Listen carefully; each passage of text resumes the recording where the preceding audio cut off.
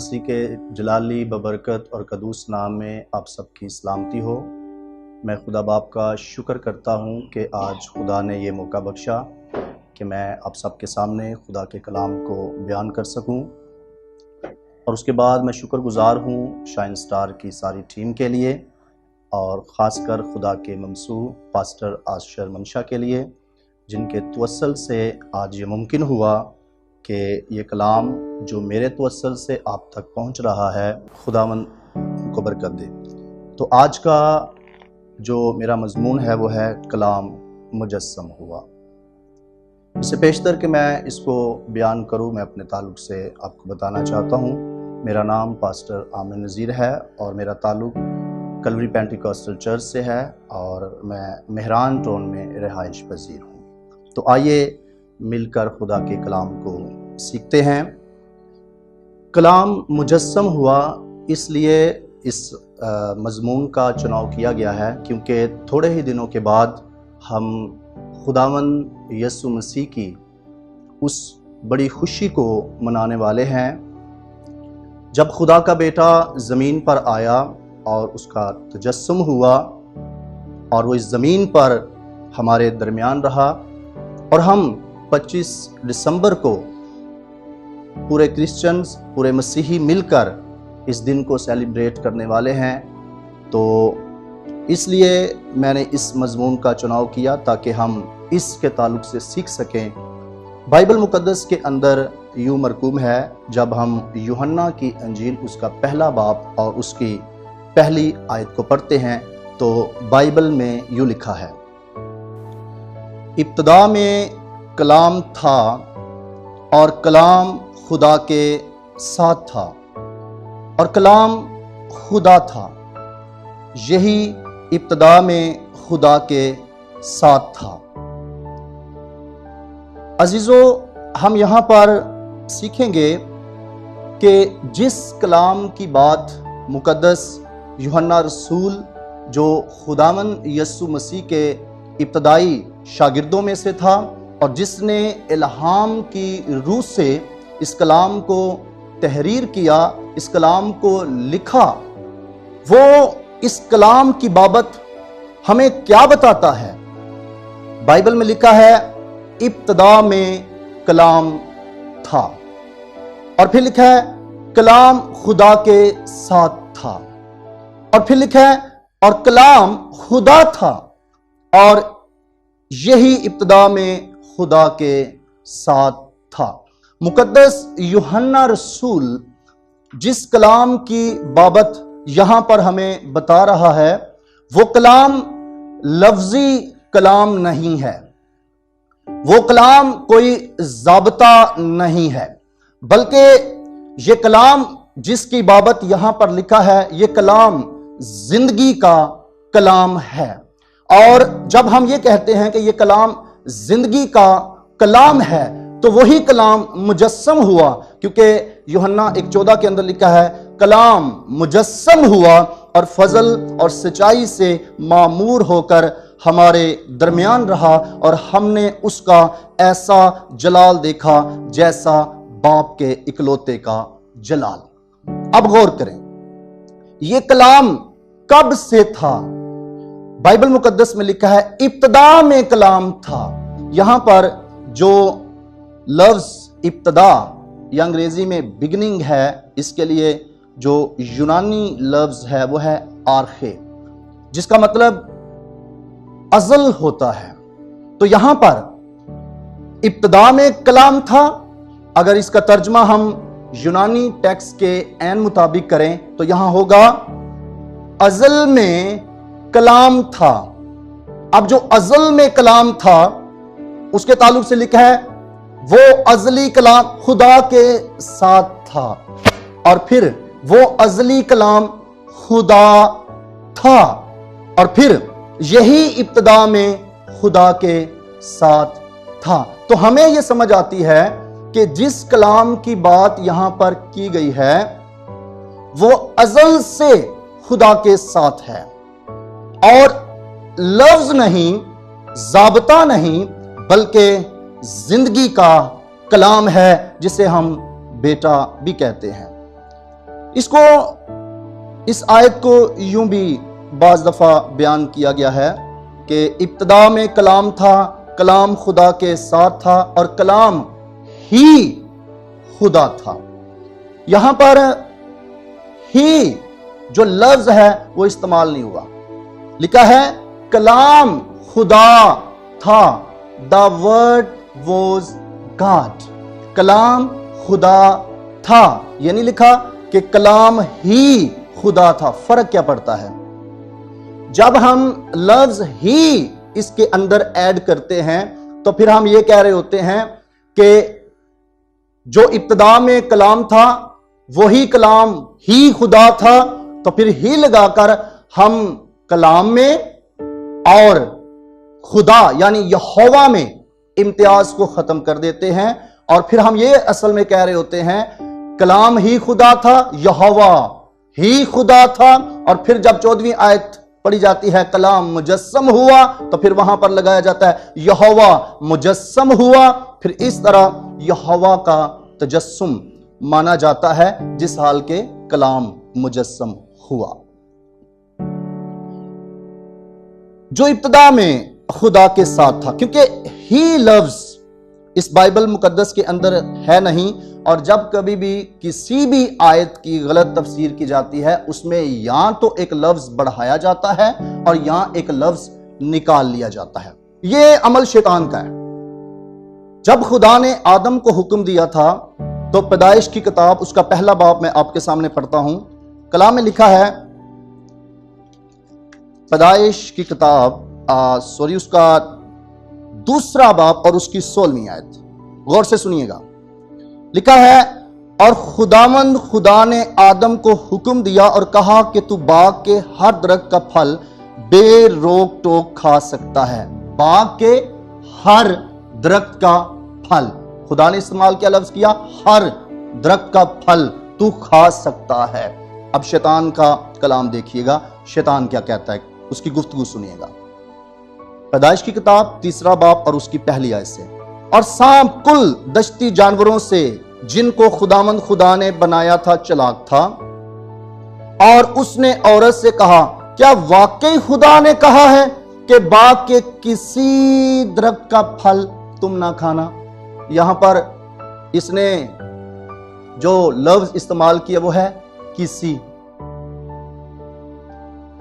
خدا نے کہا تھا ہر درخت کا پھل کھانا، یہ کہہ رہا ہے کسی درخت کا پھل نہ کھانا، اس نے سارے ایک جیسے کر دیے۔ تو لفظ کسی کا استعمال کر کے پورے کنسپٹ کو اس نے بدل دیا، اور اسی طرح لفظ ہی کا استعمال کر کے پورے کنسپٹ کو بدلا جاتا ہے جس حال کے ہی لفظ نہیں ہے۔ The word was God، مطلب یہ کہ کلام خدا تھا۔ پھر ایک اور چیز یہاں پر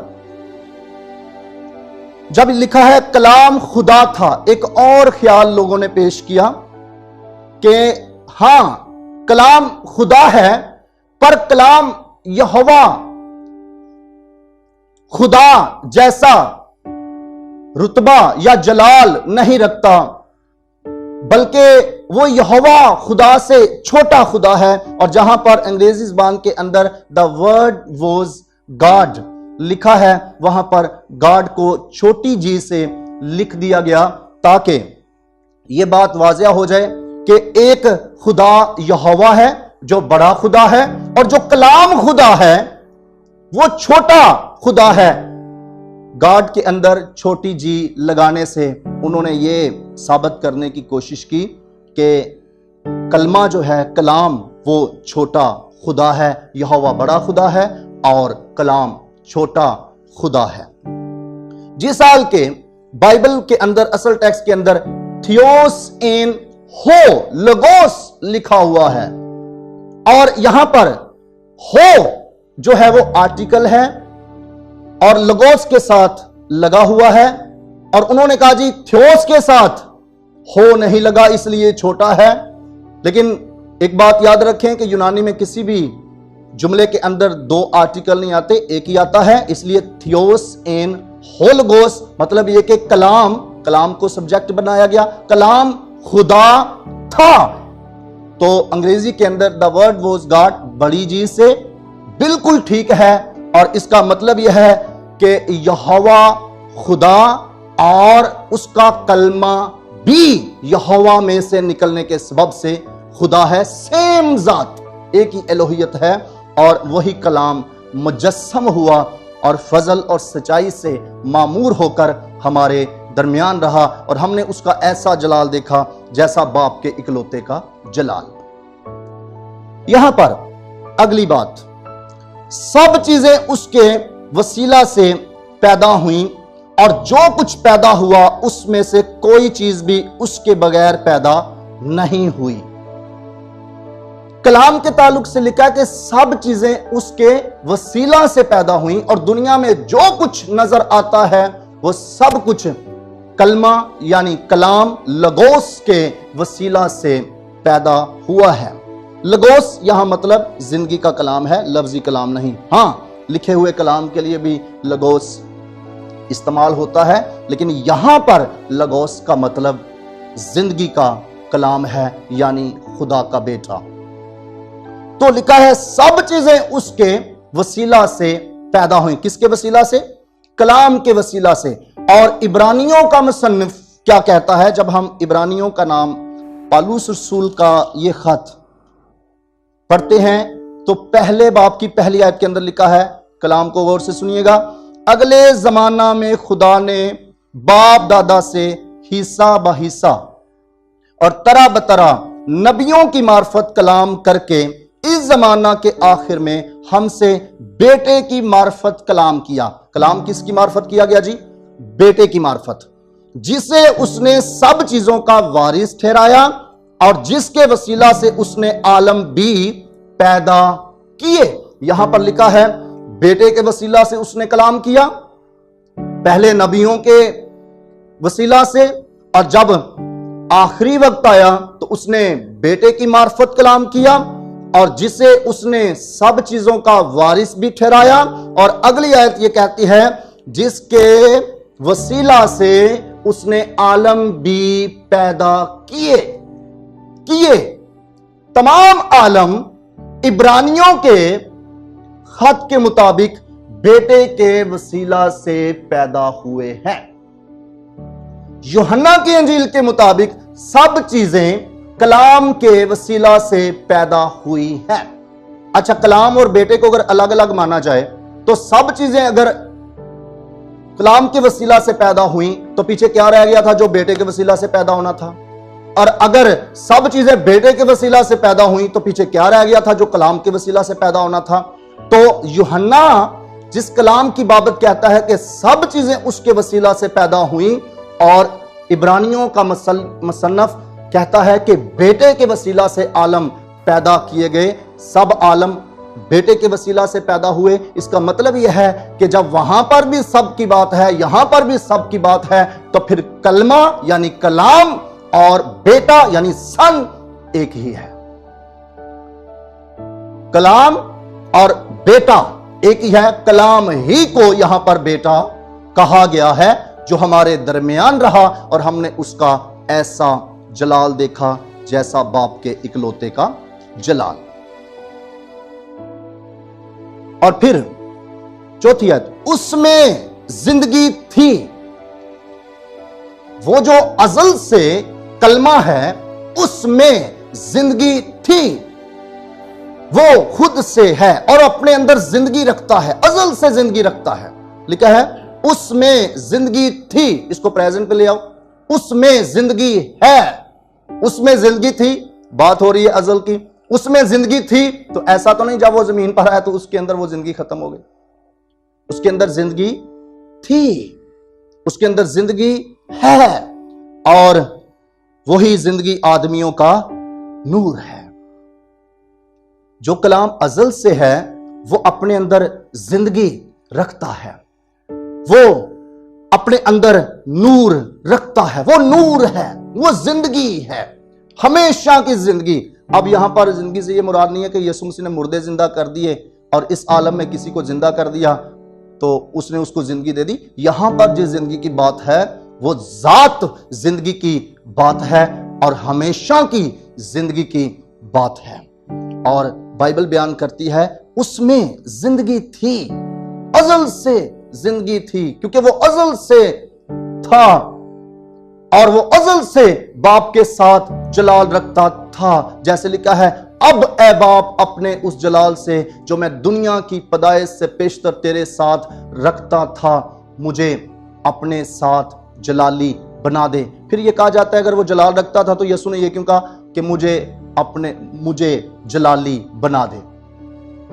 وہ جلالی ہے، ازل سے جلالی ہے، لیکن جب وہ بشر بنا تو پھر اس کو جلال کی ضرورت، پھر باپ نے اسے جلال دیا۔ اور یہ بھی ایک بات یاد رکھیں کہ باپ جلال دیتا ہے، ہم انسان جلال نہیں دیتے۔ تو جو جلال بیٹا ازل سے باپ کے ساتھ رکھتا تھا، جب وہ بشر بنا تو باپ نے اس کو بشریت میں بھی جلال دیا۔ اسی طرح وہ زندگی جو ازل سے تھا وہ زندگی رکھتا ہے، ازل سے زندگی رکھتا ہے، اور وہی زندگی والا نور ہمارے درمیان رہا۔ بعض دفعہ یہ بھی کہا جاتا ہے کہ لوگوس کا مطلب حکمت یا خدا کا دماغ۔ تو بھائی ٹھیک ہے، خدا کا دماغ، ابتدا میں خدا کا دماغ تھا اور دماغ خدا کے ساتھ تھا، اور پھر دماغ خدا تھا۔ حیرانگی کی بات ہے، اور دماغ کے وسیلہ سے سب چیزیں پیدا ہوئیں، اور پھر اسے کہا گیا وہ دنیا میں آنے کو تھا، دماغ دنیا میں آنے کو تھا، اور وہ اپنوں میں آیا، اس کے اپنوں نے اسے قبول نہ کیا۔ کیا مطلب ہے اس کا؟ بائبل مقدس کے مطابق تفسیر کریں اور خدا کے کلام کو ٹھیک سمجھ کر بیان کرنا چاہیے۔ لکھا ہے کہ حقیقی نور جو ہر ایک آدمی کو روشن کرتا ہے، یہ اسی کلام کی بات ہو رہی ہے جسے کہا گیا اس میں زندگی تھی، یہ اسی کلام کی بات ہو رہی ہے۔ اسے کہا گیا حقیقی نور جو دنیا میں آنے کو تھا، وہ دنیا میں تھا۔ کلمہ مقدسہ مریم سے اس کا آغاز نہیں، بیٹا مقدسہ مریم سے اس کا آغاز نہیں، بیٹے کا کوئی آغاز نہیں، کلمے کا کوئی آغاز نہیں۔ اسے کہا گیا حقیقی نور، مطلب یہ حقیقی خدا میں سے خدا، ہر ایک آدمی کو روشن کرتا ہے۔ دنیا میں آنے کو تھا، مطلب یہ مجسم ہونے کو تھا، وہ دنیا میں تھا۔ اس کا مطلب یہ ہے کہ نور ہوتے ہوئے، خدا ہوتے ہوئے وہ ہر جگہ موجود ہے، اس لیے وہ دنیا میں تھا، ہر جگہ پر موجود۔ یسوع نے بھی کہہ دیا آپ کو، اگر وہ جملہ یاد ہو، جہاں 2 یا 3 اس کے نام سے جمع ہو وہ وہاں پر موجود ہے۔ وہ دنیا میں تھا، اس کا مطلب الوہیت کے اعتبار سے وہ ہر جگہ پر موجود ہے۔ وہ دنیا میں آنے کو تھا، مطلب یہ کہ وہ جسم لینے کو تھا، وہ مقدسہ مریم سے پیدا ہونے کو تھا، اس لیے وہ دنیا میں آنے کو تھا اور وہ دنیا میں تھا، اور دنیا اس کے وسیلہ سے پیدا ہوئی، اسی شخص کے وسیلہ سے، اسی الہی شخص کے وسیلہ سے جسے کلمہ کہا گیا، اسی کے وسیلہ سے دنیا اس کے وسیلہ سے لکھا ہے پیدا ہوئی، اور دنیا نے اسے نہ پہچانا۔ وہ اپنے گھر آیا اور اس کے اپنوں نے اسے قبول نہ کیا۔ قبول نہ کرنے کا سبب یہ تھا کہ انہوں نے کلمے کو، کلام کو نہ پہچانا۔ قبول نہ کرنے کا سبب یہ تھا کہ ان کی آنکھ پہچاننے والی آنکھ نہ تھی۔ لیکن جتنے قبول کرتے ہیں ان کے تعلق سے لکھا ہے اس نے انہیں خدا کے فرزند بننے کا حق بخشا، یعنی انہیں جو اس کے نام پر ایمان لاتے ہیں، وہ نہ خون سے، نہ جسم کی خواہش سے، نہ انسان کے ارادہ سے، بلکہ خدا سے پیدا ہوئے۔ اور وہ لوگ جو کلمہ کو قبول کرتے ہیں وہ خدا سے پیدا ہوتے ہیں، کیونکہ حقیقی جو ہوتا ہے وہی کسی کو، حقیقی بیٹا کسی کو بیٹا بننے کا حق بخش سکتا ہے۔ اگر وہ خود ہی انسان ہو، صرف انسان، محض انسان، تو وہ کسی کو بھی خدا کا بیٹا بننے کا حق بھی نہیں بخش سکتا۔ ایک چیز یہاں پر میں ضرور بیان کرتا چلا جاؤں۔ کچھ لوگوں نے کلام کو اس طرح بھی سمجھا، جیسے میں نے پہلے بیان کیا، کہ کلمہ یعنی کلام بیٹا چھوٹا خدا ہے، اور یہوہ بڑا خدا ہے. یہ پتہ کیا سوچ ہے؟ یہ سوچ ایسی ہے جیسے یونانی لوگ اپنی کہانیوں کے اندر بیان کیا کرتے تھے، اور ان کی کہانیاں یوں تھی کہ ایک معبود، ایک دیوتا کسی عورت پر عاشق ہو جاتا ہے، اور اس کے وسیلہ سے جو اولاد پیدا ہوتی ہے وہ ڈیمی گاڈ یعنی چھوٹا خدا ہوتا ہے، جن میں بہت سارے نام ہیں، ہرکلیوس، زیوس، اپولو، اس طرح کے کئی نام، اور اسکندر اعظم کے تعلق سے بھی یہ کہا جاتا ہے. تو یہ سوچ یونانی سوچ ہے کہ یسوع چھوٹا خدا، یہوہ بڑا خدا. تو اس لیے بزرگوں نے ایک بڑا زبردست جملہ پہلی ہی صدیوں میں بولا تھا خداوند یسوع مسیح کے تعلق سے کہ وہ کامل خدا اور کامل انسان ہے. پھر لوگ اس بات کے پیچھے دوڑنا شروع ہو گئے کہ بھائی کامل خدا اور کامل انسان کہاں لکھا ہے. تو بزرگوں نے جس سوچ میں یہ جملہ کہا اس کو سمجھنے کی ضرورت ہے. جب کوئی یہ کہے گا کہ یسوع چھوٹا خدا ہے، وہ ہاف مین ہاف گاڈ ہے، تو پھر جوابات کے اندر یہ بات کہنی پڑے گی کہ یسوع کامل خدا اور کامل انسان ہے. وہ اپنے باپ کے جوہر سے خدا، اور جب وہ اس زمین پر پیدا ہوا تو پھر انسان بنا، جیسے بائبل مقدس کے اندر لکھا ہے جب وقت پورا ہو گیا تو خدا نے اپنے بیٹے کو بیچا. یاد رکھیں، ایک بیچنے والا ہوتا ہے اور ایک وہ ہوتا ہے جس سے بیچا جاتا ہے. بیچنے والا باپ ہے اور جس کو بھیجا گیا وہ خدا کا بیٹا یسوع ہے. جب وقت پورا ہو گیا تو خدا نے اپنے بیٹے کو بھیجا جو عورت سے یعنی مقدسہ مریم سے پیدا ہوا، اور جس کو بائبل یوں بیان کرتی ہے کہ کلام مجسم ہوا، اور وہ کلام ہمارے درمیان آ کر رہا ہے. ایک بات یاد رکھیں کہ جب ہم یہ کہتے ہیں کلام مجسم ہوا، تو یہاں مراد یہوہ مجسم ہوا نہیں بلکہ کلام مجسم ہوا. یہوہ کا بیٹا یسوع مجسم ہوا اور فضل اور سچائی سے معمور ہو کر ہمارے درمیان رہا، اور ہم نے اس کا ایسا جلال دیکھا جیسا باپ کے اکلوتے کا جلال. ایسا جلال دیکھا، کیسا؟ جیسا باپ کے اکلوتے کا جلال. اس کا صاف مطلب یہ ہے کہ بشریت میں بھی ویسا جلال دیکھا گیا جیسا الوہیت میں وہ جلال رکھتا ہے. جیسا جلال الوہیت میں ویسا جلال بشریت میں بھی دیکھا گیا. اس لیے لکھا ہے ایسا جلال دیکھا جیسا باپ کے اکلوتے کا جلال. کیوں میں ان ساری باتوں کو آپ کے سامنے پیش کر رہا ہوں؟ کیونکہ ہم کرسمس منانے والے ہیں، ہم اس دن کو سیلیبریٹ کرنے والے ہیں جو بہت اہم ہے، بہت ضروری ہے ہمارے لیے. خوشی اور شادمانی کا سبب اس سے بڑی اور کوئی خوشی نہیں کہ ایک آسمانی اور الہی شخص زمین پر ہمارے درمیان رہا ہے. وہ ہمارے درمیان آیا، انسان بن گیا، انسانوں میں آ گیا، اوپر سے نیچے آیا. وہ بلند ہے، بالا ہے، لیکن وہ پست ہو گیا تاکہ جو پست ہیں انہیں اوپر کی طرف لے کر جائے، انہیں جلال میں داخل کرے، انہیں عالم بالا کی طرف لے کر جائے. کرسمس کا میسج یہ ہے کہ کلام کو حقیقی کلام یعنی بیٹا مانا جائے اور اس کو ازلی مانا جائے، اور یہ مانا جائے کہ کلام ہی یعنی بیٹا ہی مجسم ہوا ہے اور فضل اور سچائی سے مامور ہو کر وہ ہمارے درمیان رہا ہے. اور ایک عورت جس کا نام مقدسہ مریم ہے، اس کے وسیلہ سے کلام جو ہے وہ اس زمین پر آ گیا. اور پھر بائبل مقدس بیان کرتی ہے یوسف کے پاس ایک فرشتہ آتا ہے اور آ کر کہتا ہے کہ اس کے بیٹا ہوگا، she will give birth to a son. اس کے بیٹا ہوگا اور تو اس کا نام یسوع رکھنا. You are to give him the name Jesus. और जब हम लूका की इंजील पढ़ते हैं तो हमें पता चलता है कि वहाँ पर मुकद्दसा मरियम ने एक बेटे को जन्म दिया और उसे कपड़े में लपेटा और उसे चरनी में रखा, और फरिश्ते जाकर चरवाहों को बड़ी खुशी की खबर देते हैं, बड़ी शादमानी की खबर देते हैं।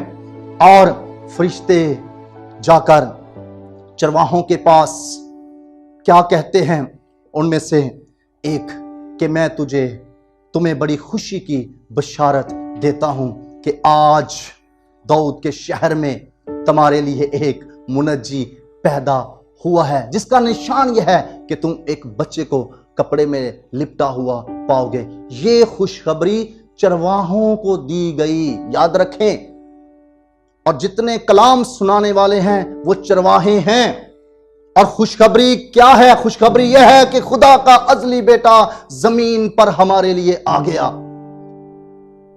ताकि हम उस जलाल के अंदर दाखिल हो जाएं, ताकि हम उस कुव्वत को, उस जोर को हासिल कर लें जो आसमानी है। और ये खुशी, ये शादमानी जिसकी खबर फरिश्ते देते हैं, ये आसमानी है। और ये खुशी आसमान से शुरू हुई और जमीन पर आई। इस खुशी में बाप शामिल है, इस खुशी में फरिश्तगान शामिल है, इस खुशी में कायनात की हर एक चीज शामिल है। इसलिए हम भी इस खुशी के अंदर शामिल होते हैं। और इस खुशखबरी को फैलाने का काम जिनके कंधों पर है वो हैं चरवाहे। चरवाहों के कंधों पर ये रिस्पॉन्सिबिलिटी है कि वो इस खुशखबरी को फैलाएं और दुनिया के अंदर लेकर जाएं। कौन मुजस्सम हुआ, कौन हमारे दरमियान रहा, किसका तजस्सुम हुआ और किसका हमने जलाल देखा है। तो मैं एंड पर यह कहना चाहता हूं, आप जितने भी सुनने वाले हैं, कलाम को पहचानिएगा। अगर हकीकी क्रिसमस मनाना है, अगर वाकई खुदावंद यीशु मसीह की इस बड़ी खुशी को मनाना है, तो पहले जाने तो सही कि वो है कौन। बगैर जाने खुशियां मनाते रहें तो ये कोई दनाई नहीं। जानकर खुशी मनाना दनाई की अलामत है। और हम जानते हैं कि वो खुदा का बेटा है जो हमारे दरमियान रहा है। वो आम सी जगह पर आ गया ताकि हमें खास जगह पर लेकर जाए। हम वहां पर पहुंचे, वहां पर शादमानी, हकीकी खुशी, वहां पर आंसू नहीं, वहां पर दांतों का पीसना नहीं, वहां पर कुछ नहीं ऐसा। और ये सब कुछ इस सबब से हुआ क्योंकि एक दरमियानी बना है जिसने हमारी रसाई बाप तक करवाई है। हम खुदा बाप का शुक्र करते हैं। तो आइए अब अपनी आंखों को बंद करते हैं, सरों को झुकाते हैं। इस कलाम के लिए हम दुआ करेंगे, सुनने वाले तमाम लोगों के लिए बरकत चाहेंगे। बाप आसमानी, मैं नहायती शुक्रगुजार हूं जितने लोगों ने भी तेरे मुकद्दस कलाम को सुना है। ये गहराई का कलाम खुदा एक एक जिंदगी के अंदर जड़ पकड़े। जितने खुदावंद इस वक्त खुदावंद इस मैसेज को सुन रहे हैं, उन सबको तू कसरत की बरकत दे और अपने बेटे की पहचान में बढ़ा, क्योंकि पहचान हमेशा की जिंदगी का सबब बनती है। और खुदा बाप, तेरा बेटा आया ही इसलिए ताकि हम जिंदगी पाएं और कसरत की पाएं। और हम आलमे भाला के हैं, हमें आलमे भाला पर तेरे बेटे के वसीला से ऐ खुदा बाप रसाई मिली है। हम नहायती शुक्रगुजार हैं। इसी तरह खुदा बाप शाइन स्टार और उसकी सारी टीम पर तेरी बरकत चाहता हूँ। पास्टर आशिर मंशा के लिए तेरी बरकत चाहता हूँ। अपने खादिम की खिदमत को और वुसअत दे। यस्सु के नाम से दुआ मांगता और बड़े ईमान से पा लेता हूँ, आमीन।